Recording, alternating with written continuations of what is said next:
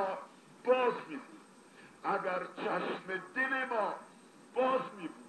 و ما با چشم دل در مجالس روی زمین در اروپا و افریقا و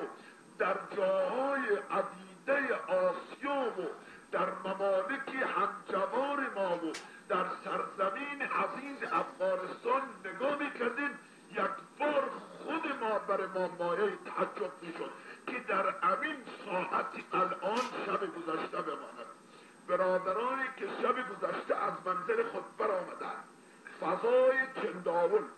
فضای قلعه فتح الله، فضای قلعه شاده،